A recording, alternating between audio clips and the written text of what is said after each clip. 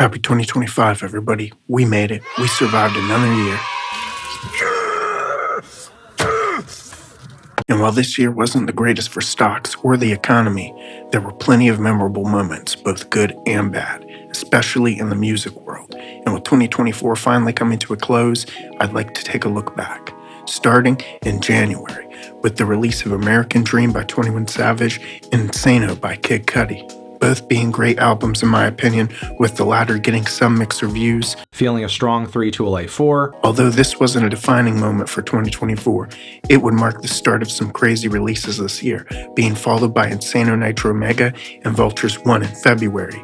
However, these projects would also soon be swept under the rug as Kid Cudi began working on his comic book project, and Ye would spend his free time on the nitrous. Ryan Garcia, this Ye, I'm on the nitrous. This month, we would also get one of Yeat's best projects, with 2093 receiving a light 8 from Mr. Anthony Fantano. From there, we had albums like Blue Lips by Schoolboy Q in March, Dark Times by Vince Staples in May, and Heartstone Psycho by Don Toliver, as well as Why Lord by Anderson .Paak and Knowledge, both dropped in June. There was also the highly praised album Brat by Charli XCX, dropped on June 7th, which peaked at number 3 on the Billboard and continued to gain popularity throughout the summer of 2024.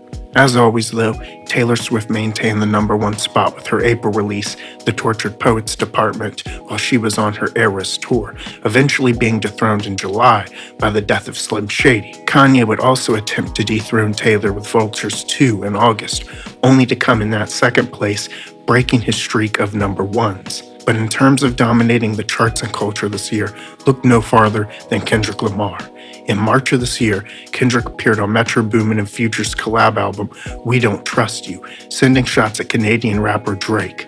This would spark a year-long war of diss tracks, birthing what some consider to be the 2024 anthem, Not Like Us. Kendrick would then go on to break several records held by P. Drizzy himself, along with being selected to perform at the next Super Bowl halftime, before the release of his 6th studio album, GNX, in late November.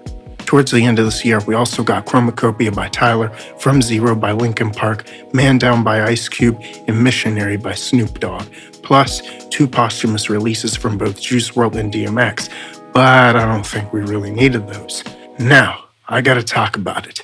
Not the Kendrick and Drake beef, not Ye's nitrous addiction, or the Jake Paul-Mike Tyson fight, or the fact that President Trump got his ear pierced by a bullet, or the fact that Playboi Carti lost almost 2 million followers overnight because he couldn't keep his promise to drop I Am Music this year.